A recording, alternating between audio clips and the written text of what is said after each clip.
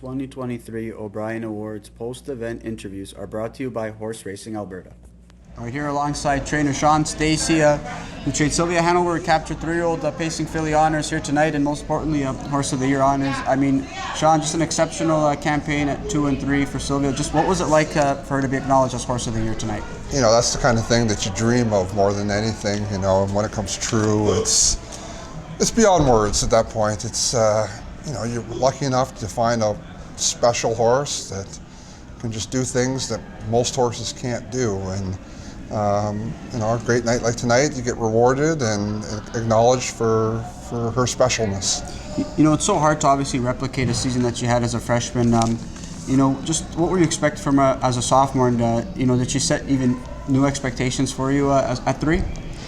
Yeah, it's always hard for a horse that has a year like she did at 2 to come back, and you never know what to expect.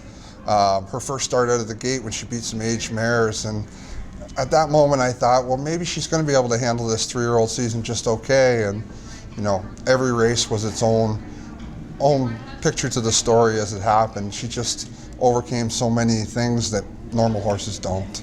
You know, at what point during her development, though, did you realize that she was maybe this special of a talent? Because we should remind some of the people, you know, we can tease Mr. O'Brien a little bit about it. He did book off Sylvia Hanover for a different horse and qualifier. So at what point did you realize that maybe she'd be like this special? Well, you know, race by race, but at the same time, probably that big drop she made from her first qualifier to her first race from 2 to 3, or not 2 to 3, as a 2-year-old.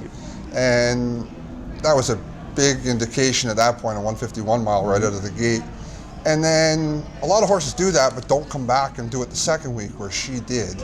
And she kept coming back and kept coming back, and that's what made her, you know, Sylvia Hanover. I remember, you know, we spoke briefly with driver Bob McClure when she was voted as, you know, the top 2-year-old pacing filly, you know, just in her category out of the past O'Brien Award winners. And he thought the clock was wrong. He was saying that him and your dad, Mark, they saw the teletimer, they saw 151, and they said that just can't be right. She couldn't have dropped 5 seconds. So, I mean, just to see her progress, I mean, would you even expect it to be to this level? Well, no, not really, because you never, you know, there's only very few horses that ever get to be at a level like that. And so you never expect that, for sure.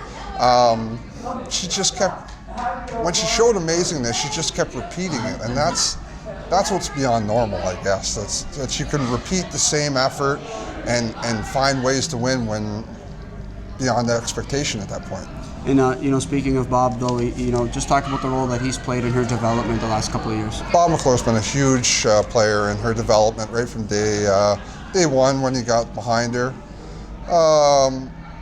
What he did with her in the races was amazing, but what he did with her in the preparations of the schoolers and the qualifiers to prepare for her for those moments to be great, that's what Bob excelled at, even beyond the greatness of when he drove her in the races too. You know, looking at especially her 3-year-old campaign, she's had a lot of highlights, Shawn, but is there one moment in particular that sticks out to you, or a race rather?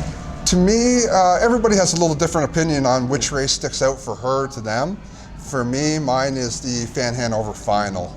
I thought at that moment she was as good as she's ever been in her life, and I think on that day she actually did what Bob wanted her to do, which she doesn't always do. So at that moment, I think that was the best I had ever seen her.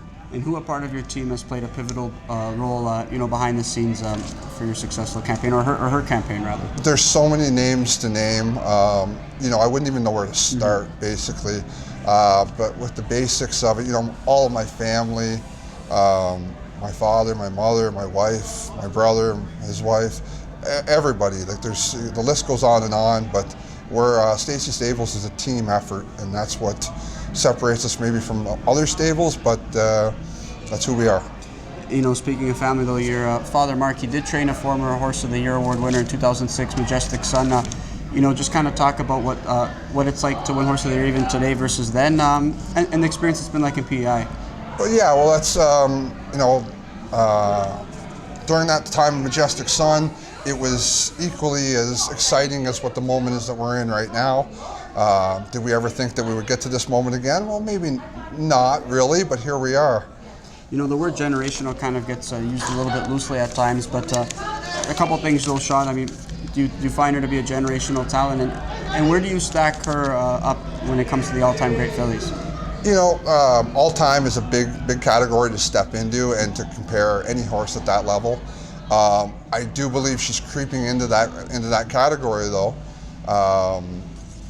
You know, to get up there with the likes of a great horse like Eternal Damnation and stuff like that, and there's many others too. But she's on that doorstep, and she should definitely be talked about amongst those horses now. If she can come back and do the kind of the things she's done as a 2- and 3-year-old at 4, then that could put her up into a possibility of being the greatest or one of the greatest of all time. And you know, lastly, obviously she's going to be coming back, if all goes well, coming back for 4. That's the plan. You know, can you give us an update on what's in store for Sylvia as an age mare? Yeah, well, you know, we're going to stake her up to basically everything, all the big events. She's going to have to play in some preferreds at Mohawk to get prepared for things. And, you know, hopefully on the right days, she's real good. And we're just going to write the story as it goes, basically. You know what, the aged mares division is getting you know, much deeper and deeper every year, and we're happy that you're bringing her along to be a part of that next year. Shawn, congratulations on a great campaign. We look forward to watching as the year progresses. Yeah, no, thank you so much for everything.